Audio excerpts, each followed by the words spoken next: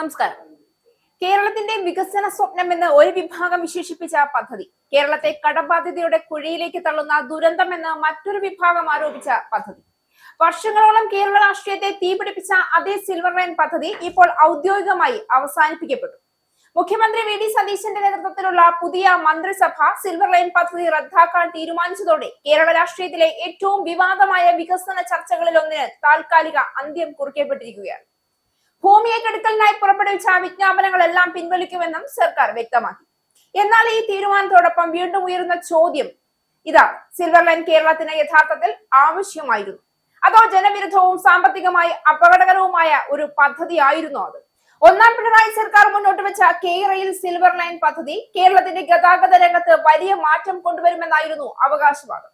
തിരുവനന്തപുരം മുതൽ കാസർഗോഡ് വരെ അതിവേഗ റെയിൽ പാതയിലൂടെ മണിക്കൂറുകൾ കൊണ്ട് യാത്ര ചെയ്യാമെന്ന സ്വപ്നം സർക്കാർ മുന്നോട്ട് വെച്ചു. റോഡുകളിലെ തിരക്ക് കുറയും, യാത്രാ സമയം ചുരുങ്ങും, കേരളത്തിന്റെ സാമ്പത്തിക വളർച്ചയ്ക്ക് പുതിയ ദിശ തുറക്കും. ഇതായിരുന്നു പദ്ധതിയുടെ പ്രധാന വാഗ്ദാനം. പക്ഷേ പദ്ധതി പ്രഖ്യാപിച്ച നിമിഷം മുതൽ തന്നെ ശക്തമായ എതിർപ്പും ഉയർന്നു. ഏറ്റവും വലിയ പ്രതിഷേധം ഭൂമി ഏറ്റെടുക്കലിനെ ചുറ്റിപ്പറ്റിയായിരുന്നു. ആയിരക്കണക്കിന് കുടുംബങ്ങൾ കുടിയൊഴിയേണ്ടി വരുമെന്ന ആശങ്ക ജനങ്ങളിൽ വലിയ ഭയം സൃഷ്ടിച്ചു.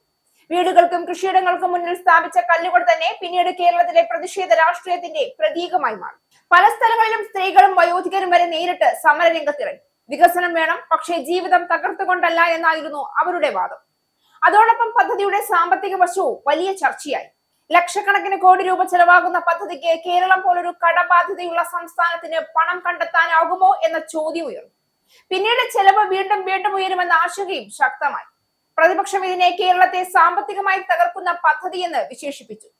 പല സാമ്പത്തിക വിദഗ്ധരും വരുമാന സാധ്യതയെക്കുറിച്ച് സംശയം പ്രകടിപ്പിച്ചു. യാത്രാക്കൂലി സാധാരണ ജനങ്ങൾക്ക് കൈവശമാകുമോ എന്ന ചോദ്യവും ഉയർന്നു. പരിസ്ഥിതി ആശങ്കകളും സിൽവർ ലൈനിനെതിരെ വലിയ ശക്തിയായി. പാത കടന്നു പോകുന്ന പ്രദേശങ്ങളിൽ പരിസ്ഥിതി നാശം ഉണ്ടാകുമെന്ന മുന്നറിയിപ്പുകൾ വിദഗ്ധർ ഉയർത്തി. പ്രളയ സാധ്യതയുള്ള കേരളത്തിൽ വലിയ നിർമ്മാണ പ്രവർത്തനങ്ങൾ ഭാവിയിൽ അപകടം സൃഷ്ടിക്കുമെന്ന ആശങ്കയും ശക്തമായിരുന്നു. എന്നാൽ മറുവശത്ത് ഒരു ശക്തമായ വാദവും ഉണ്ടായിരുന്നു. കേരളം പോലൊരു സംസ്ഥാനത്തിന് വലിയ അടിസ്ഥാന സൗകര്യ വികസനം അനിവാര്യമാണെന്ന് പദ്ധതിയെ പിന്തുണച്ചവർ ചൂണ്ടിക്കാട്ടി. ദേശീയപാത വികസനം, മെട്രോ, വിമാനത്താവളങ്ങൾ എന്നിവ വന്നപ്പോഴും സമാനമായ എതിർപ്പുകൾ ഉണ്ടായിരുന്നുവെന്നും പിന്നീട് അതിന്റെ ഗുണം ജനങ്ങൾ അനുഭവിച്ചുവെന്നുമായിരുന്നു അവരുടെ വാദം. ദീർഘകാല വികസനം ആലോചിക്കാതെ കേരളം മുന്നോട്ട് പോകാനാവില്ല എന്ന് അവർ പറഞ്ഞു. പക്ഷേ സിൽവർ ലൈൻ വിഷയത്തിൽ സർക്കാരിന്റെ സമീപനമാണ് കൂടുതൽ വിമർശിക്കപ്പെട്ടത്. ജനങ്ങളുമായി തുറന്ന സംവാദം നടത്താതെ പദ്ധതി അടിച്ചേൽപ്പിക്കാൻ ശ്രമിച്ചുവെന്ന ആരോപണം ശക്തമായി. പ്രതിഷേധക്കാരെ നേരിടാൻ പോലീസ് ഇടപെടലുകൾ ഉണ്ടായത് സർക്കാരിനെ കൂടുതൽ പ്രതിരോധത്തിലാക്കി. അതോടെ വികസന ചർച്ച രാഷ്ട്രീയ അഹങ്കാരത്തിന്റെ ചർച്ചയായി മാറി. ഇപ്പോൾ പദ്ധതി റദ്ദാക്കിയതോടെ ഒരു കാര്യം വ്യക്തമാണ്: കേരളത്തിൽ ഇനി വലിയ വികസന പദ്ധതികൾ ജനങ്ങളെ വിശ്വാസത്തിലെടുത്തില്ല എങ്കിൽ മുന്നോട്ട് പോവുക വളരെ പ്രയാസമാണ്. അതേസമയം മറ്റൊരു ആശങ്കയും ഉയരുന്നു. ഓരോ വലിയ പദ്ധതിയും പ്രതിഷേധത്തിൽ അവസാനിക്കുകയാണെങ്കിൽ കേരളത്തിന്റെ അടിസ്ഥാന സൗകര്യ വികസനം എങ്ങനെ മുന്നോട്ട് പോകും? സിൽവർ ലൈൻ കേരളത്തിന് ഗുണകരമായേനെ അല്ലെങ്കിൽ ദോഷകരമായേനെ എന്ന ചോദ്യത്തിന് വ്യക്തമായ ഏക ഉത്തരമില്ല. അത് കേരളത്തിന്റെ യാത്രാ സംസ്കാരത്തെ മാറ്റിമറിക്കാൻ സാധ്യതയുള്ള ഒരു വലിയ സ്വപ്നമായിരുന്നു.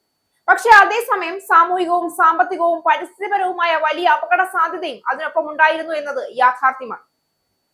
ഇന്ന് സിൽവർ ലൈൻ അവസാനിച്ചേക്കാം, പക്ഷെ അതിലൂടെ കേരള രാഷ്ട്രീയം പഠിച്ച പാഠം വളരെ വലുതാണ്. വികസനം ജനങ്ങളെ മറികടന്ന് മുന്നോട്ട് പോകാൻ കഴിയില്ല. ജനങ്ങളുടെ വിശ്വാസം നഷ്ടപ്പെട്ടാൽ ഏറ്റവും വലിയ പദ്ധതികൾ പോലും ഒടുവിൽ ഫയലുകളിൽ അവസാനിക്കുമെന്നതാണ് സിൽവർ ലൈൻ കേരളത്തിന് മുന്നിൽ വെച്ച ഏറ്റവും വലിയ യാഥാർത്ഥ്യം.